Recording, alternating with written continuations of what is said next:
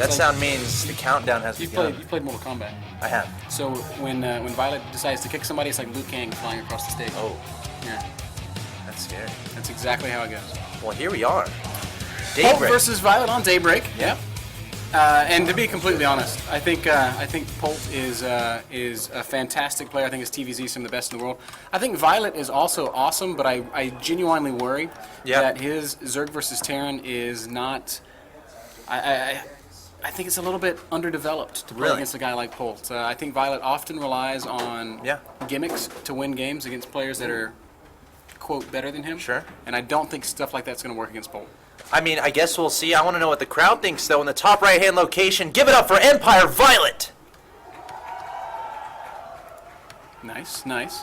And in the bottom left, will he keep his winning streak alive? Has he dropped a game yet? I don't think so, no. Polt's been pretty untouchable. On the verge of going to the Winners Bracket Finals. Give it up for Polt!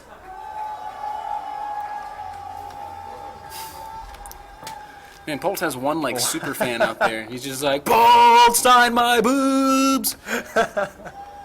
See? You see? Yeah, he's acknowledging that. That's what's going to happen. That's what's going to happen. But what is going to happen here? Probably a 15 hatch from our Zerg player. Probably some sort of Hellion opening from Polt. You know, I'm excited for this, man. It should be a great series. As you said, though, will Violet go for some early Roach-type play just to throw Polt off a little bit? Or will he just try to take a quick third and go for some sort of Ling Baneling Muta or Ling Baneling Infestor style? He seems pretty hell-bent on Roach aggression in his games against Dragon. Very, I'm going to say, low economy Roach aggression. He was getting that Roach Warren like immediately after finishing his spawning pool. So I do not think that similar play against Polt would work out. Polt is very, very solid, especially in the early game. He's almost cheese-proof. Yeah. I absolutely agree, especially on a map like Daybreak. We do run the veto process here, where each player eliminates a map until one remains. This is the one that remained. The rush distance is quite far on this map, and you know, as you get into the mid to late game, dropping can be absolutely a nightmare for the Zerg player. You have to be very proactive about placing your overlords in proper locations. You know, about having Zerglings on every single attack path, perhaps Brood Zerglings, perhaps Brood Banelings a little bit later in the game. But if Violet isn't careful, if he isn't on top of his multitasking, the dropping from the Terran player could absolutely tear him apart. That's assuming we get that far in this game. We've got a 15 pull, 17 gas out of Violet behind this hatch first. And to me, this looks like a Roach opening. I would almost be willing to wager that around 25 supply he'll drop a Roach Warren and start gearing up for some similar aggression to what we saw in his games against Dragon. Now, will it work? I mean, I'm inclined to say probably not, but I mean, Violet is really good with these aggressive playstyles, so it could. Now, we'll see if he does follow that path. Yeah. But what's important about that is to make sure the SCV is definitely way far away. You don't want the SCV scouting that early Roach aggression, because obviously then it can be prepared for. But it looks like Violet keeping one guy in gas, trying to get that 100 gas. It's just going to be for Zergling speed, I think. Yep, indeed it is. So it will not be a big Roach play. So that he's makes keeping a guy in gas here. Yeah. I'm not sure if that's just, you know, saving up for a layer, just saving up to tech up later. This is a very gradual build up to layer or to a +1 upgrade, something like that.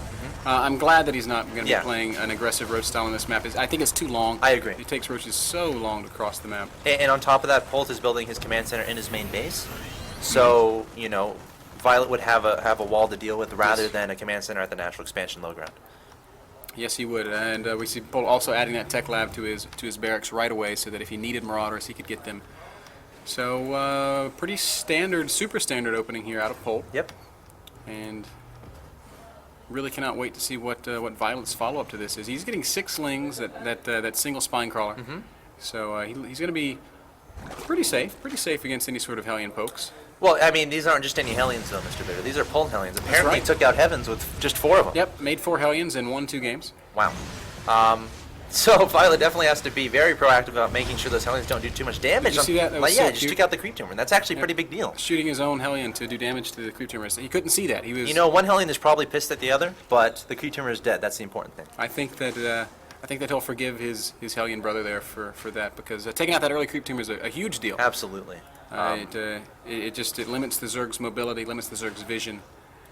Yep. And Looks like we have stim on the way for the Terran player. You know, getting that relatively early. More Hellions coming from Polt. That's interesting. He's going up to 6 Hellions now. Yep. And what does that mean? I really wonder if he might try some sort of a run-by. There's only the single spine crawler and only the 6 lings and only the 1 queen is a critical part of that. There's no 3rd queen. Well, she is building, so okay. It's going to be tough. I don't think Polt's going to do that. Probably just going to try as best as he can to limit that creep spread, keep map control, make sure no scouting Zerglings get out, make sure the Zerg player does not get his 3rd. But that being said, viOLet putting a 3rd hatchery in his main base, getting that gas count up, has 50, so around 100. We'll have to see if he decides to get a lair, start teching up a little bit. Drone count looks like it's at 46 to 30 in favor of the Zerg player. Meanwhile, Polt putting his command center at his natural expansion low ground, adding on a starport, a factory, reactor on the factory, so going to go straight into that medevac production, and we might see some aggression once a couple medevacs are out. Yeah, I don't think that it would be very easy to attack into viOLet right now. He's saturated 2 bases. He's getting his lair. He's got +1 carapace on the way, and right now he doesn't need to produce drones. He can just make units if he chooses. And look at this. He's going to run out. Polt. Oh man, paying such close attention. Yeah. Not going to be caught by a couple of Zerglings. So viOLet tried, was not successful. Now realizes okay, Polt is watching. 50 drones to 36. So definitely a game that is not bad for the Zerg player economically. Yeah. But, you know, with double orbital, we can see in the income tab that Terran is actually mining a few more minerals than viOLet is. Yeah, I mean, I feel like viOLet at this point, just getting that drone count up, getting a couple units out, actually more than a couple, getting a bunch of Zerglings on the field, wants to get rid of these Hellions so he can actually extend out and take his 3rd base. But will Polt push out with a force of Marines and medevacs to make that happen, or will he go for a drop? It looks like a couple Marines just stimmed. I don't know why. But look at this mass Zergling force moving out from viOLet. I love how viOLet has positioned overlords around the map. Oh my gosh, this big Ling force is going to catch every one of these Marines. How did Polt not see this? Pick them up. And Lings are going to disengage, which is, in my opinion, the wrong decision. He could have surrounded and killed all of those Marines. Now there's going to be Hellions there. It's a trap. Maybe. It is indeed. Marines have departed. This wall is up, though, so getting in is going to be no small order. Right. Polt trying to maneuver his Hellions to try to, again, trap those Zerglings, but viOLet just going to get out of there. Ooh, making a bunch of Banelings here. Some high economy Baneling aggression. Wow. We've got 6 Banelings coming. That's more than enough to bust down a couple of supply depots. This counter, though. Does viOLet have enough to hold off these Marines and Hellions? Well, he's got Banelings, he's got a Spine Crawler, and he's got 18 Lings in production. So I say yes. I say yes that he does. And there it is, the big bust coming into the natural, going to take out those depots and kill every single one of those Marines. There's going to be some substantial economic damage taken at the same time.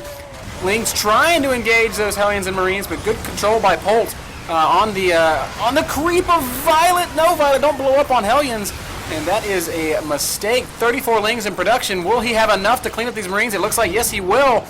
viOLet killing a lot of units at the natural expansion of Polt, and man, he's going to get some SCV kills. It does get in before the depot can be raised. Enough Marines there, though, it looks like. Yep, Marines fighting with SCVs will be able to clean this up, but the damage has been done. Look how many workers killed. Oh, 28 workers killed. That is awesome for viOLet. That puts him in a very healthy position. 53 drones to 23, 3 bases to 2. And Polt is kind of in shambles here. viOLet heard you, man. Actually, you wanted viOLet. Of course. Right? Of course. Of course. viOLet heard me. And yeah, so back to droning is viOLet. So he's in a pretty nice position. He just has to make sure not to make any mistakes. It's now his game to lose. And one thing I wanted to say a while ago, but we didn't have a chance to check it out. Just click around the minimap. Look at where these overlords are positioned for viOLet. He's got overlords over every little one of those high ground squares, granting him vision of every single attack path. He will not. Nothing will go unseen for viOLet. That's Very what you have to intelligent do. You have to do that on this map. Again, so much airspace, so many attack paths the Terran player can utilize to go for counterattacks and whatnot.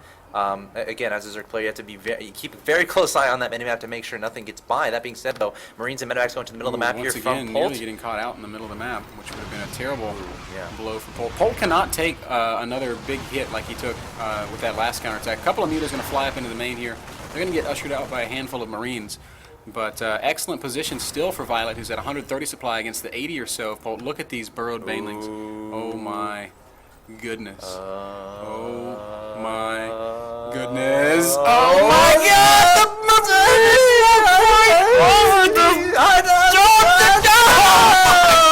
God! takes out every single Marine there, barring a few lucky ones who drew the short straw there. Oh my God, that was almost the epitome of anticlimax. Wow. Yeah.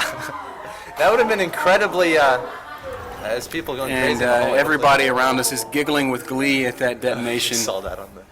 That was awesome, to say the least. So, nice Violet, play there by viOLet. He's making me smile, man. I'm all smiles He's right now. making everybody smile. It's up to 150 supply against 80, and Polt cannot leave his base. He's rebuilt his wall. He knows that he is in like full turtle mode right now. Yeah. A couple of mutas going to make their way in once again. They will be able to pick off one of these gases if they want, and that is exactly what's going to happen.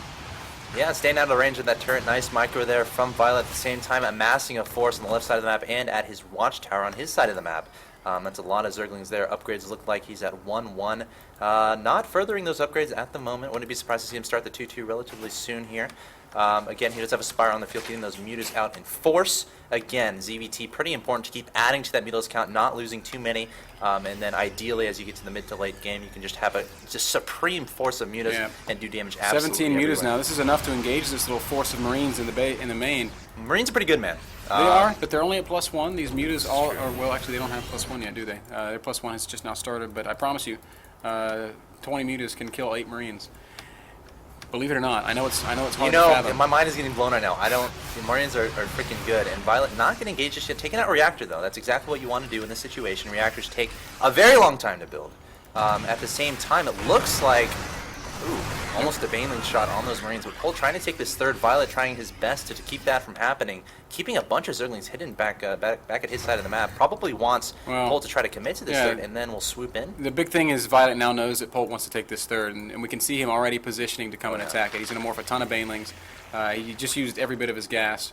Enough for 12 Banelings, and now he's got, he's maxed out. He's got 25 or so mutas, 100 Zerglings, and quite a few Banes. Muta's going to come in and pick off this turret, and this is going to coax the Marines to come down, and when they do, we're going to see everything else flood right in. Here we go. I'm wondering if he's going to send some to the natural expansion. No, just going to send everything to this third. Most of Polt's army is at his natural expansion, so won't be able to deal with this. Going to immediately lift off, but the command center getting picked upon by those mutas.